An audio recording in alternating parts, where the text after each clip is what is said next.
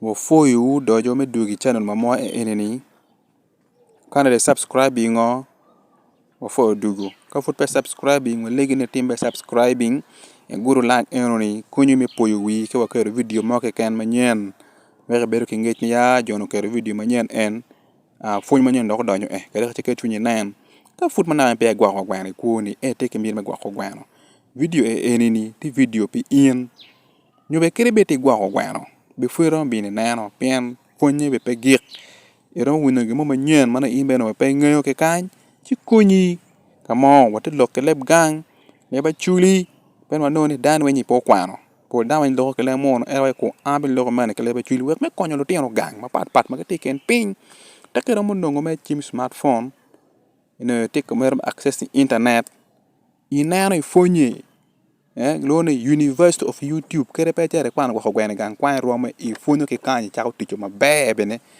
pe yeli tin way fonyo kid me gwa ko gweni mat matino mano food ge taw ga eneni magaloni 1 day old chick we mano food ge taw ga tin way lo ye matutut wek dano nge so ni ke bet chok non kalam ki karataj mi ber ka noting point mo go ma bejo mo borwate ki wi ping ana foyo aya wachiro karong in ordering gwano marong gwano ti yo ka bino miro ini yo pe chak yo pagana ni bruda ni ubel ka gwako gwini mano ini bi ker gwini mateno ni bruda ni rom tiki moy kan rom tiki box kit meneno additive ne ker eneni rom tiki be ki plywood but an pien nongo bok ne dok yot ira wele dok pepe tek ti kere ker wele plywood be ran wele ne par por ka wa meta me tiki gine rom nongo ne pen wa ka enemi tim ke manok be rok tiri marach twad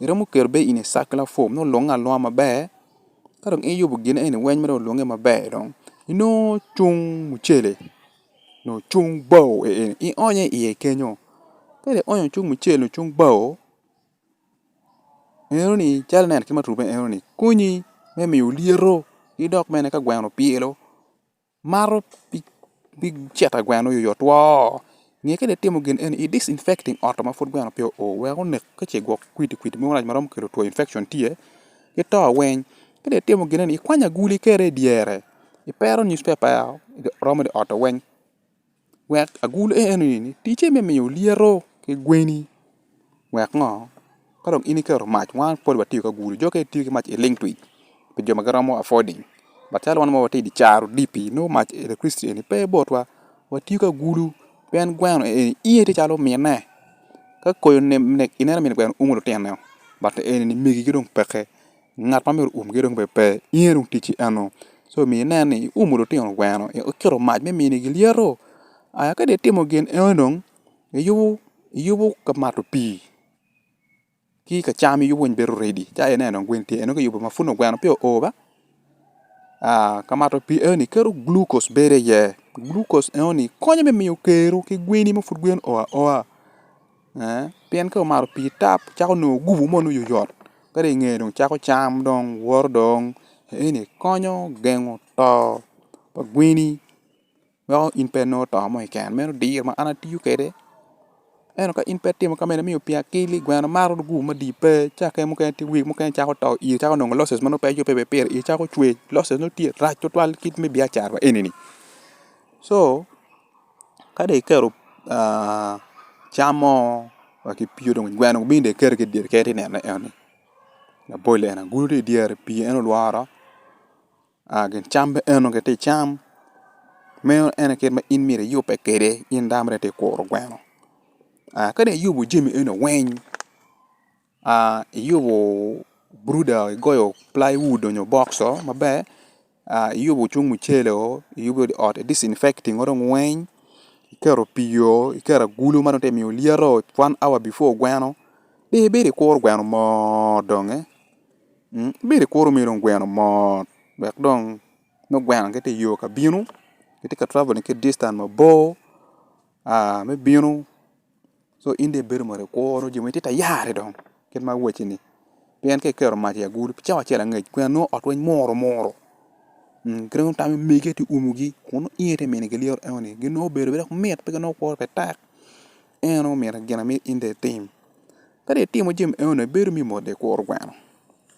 Piti ta yari jambe de yubo ro ngwen. Ka dong chang men de yubo ngwen.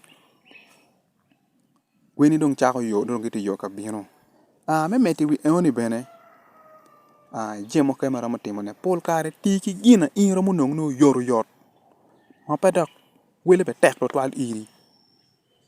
Da bole kera wachi kere ni. Romo tiki mach maka me keto ngo ya gulu ene. No romo tiki mach electricity. Kache in romo nong ne kamano. Itiyo ke manong ne yot iri. Ke ino de mach maka ta wele tek romo tiki be ke sola. Wele kim wele kim battery wele sola ka kim mai.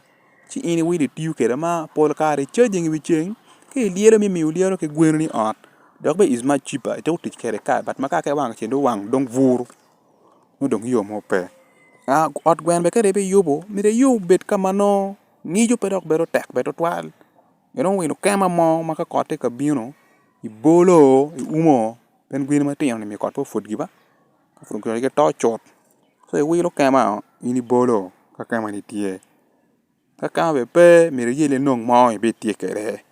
Ya ko mi coin gin e woni e para ko mi ni los ma petio. Ke dong gin ma ke dong ma dok tio. Ka dong ini ke lo gwenio. Ka chalo gwen ma wa gwa ko en wa gwer ke kere yo ke kan. O gwer ke kere yo ke kan. O gwer rere ke dong fall pox ma kwara wangi wi gini e woni fall pox.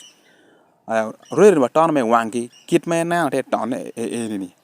La bole eno te nana ena ton tumo. So, ka ini ton e gweno. Konyo gengo tuo ma pat ma poro. La bole tuo ma dong yelu to twale Afrika kany. Boto ya chuli ka enini. Tuo rere. Ma walwe mo no ne Newcastle. So, rere. Pole ke gwero. Kere rere bin la pir. Gwene pa dan to chwit migini dongo. So, ka ini gwero. Ka dong dia ma te chato gweno. Imiyo gweno. Bot will mabe mano kere ko will kere gweno pa chero to. Kwini me gwako be customer. Well, kana will gwini ki pepe to ke borgi wa ngari char gweno mabe ke dano. Ka ini miyo gweno madong chero to bo dano right dok miyo be chuny baro bia char ni. Chi ano fuyu to twal.